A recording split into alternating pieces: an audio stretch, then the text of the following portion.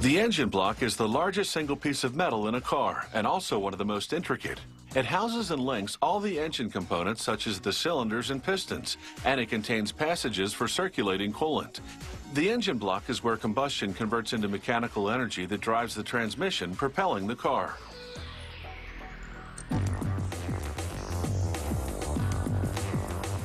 Engine blocks used to be made of iron. Today, most are made of lightweight aluminum alloy for fuel efficiency. An engine block is a one-piece component cast from a sand mold. To make the mold, the factory mixes glue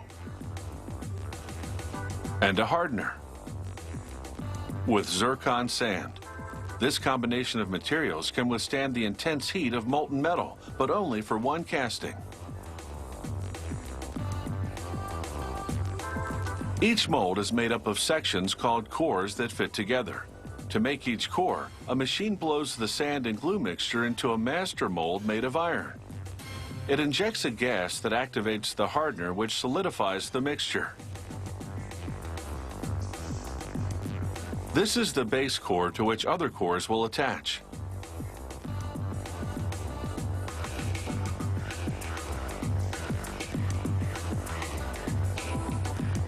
The base core travels down an assembly line to receive the other cores.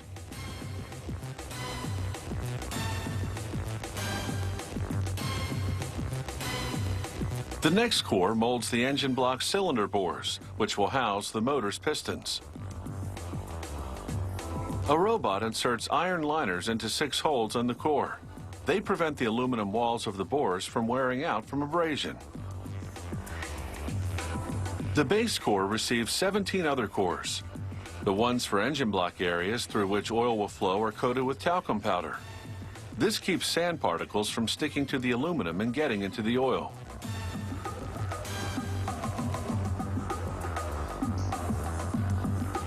The machines glue certain cores so they'll stay intact when the robots flip them upside down and attach them to the rest.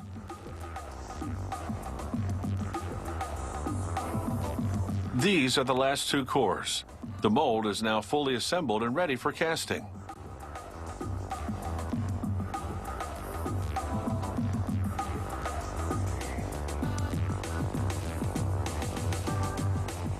Workers load aluminum ingots into a device called an elevator bucket. It positions them above the jet melter, a gas-fired furnace.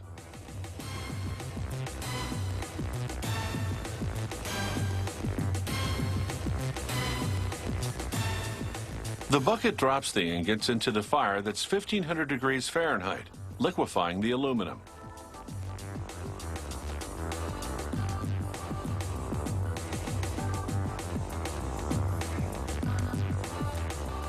Just before casting, they heat the cylinder bore liners using high-frequency electric current. Aluminum will bond better to hot metal. They fill the molds from the bottom to avoid contaminating the metal with aluminum oxide. Oxide forms when molten aluminum comes into contact with the air. Pouring into the top of the mold would expose the metal to oxygen, and the pouring action itself would mix in the oxide.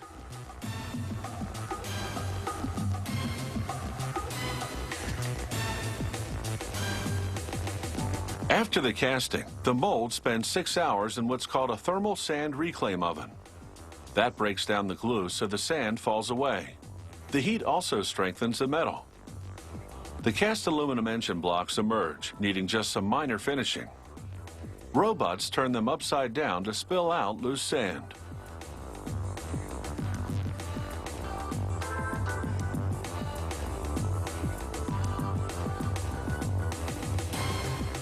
Machines saw off the risers, extra metal that fed the mold cavity to compensate for the 7% shrinkage that occurs when liquid aluminum solidifies. Finally, computer-guided tooling equipment performs a rough machining of the metal. This brings the engine blocks to a near-finished state. The engine plant that buys them does the final machining before installing the engine parts. Every engine block this factory produces passes through an automated vision system that inspects the engine block to ensure they have no defects whatsoever.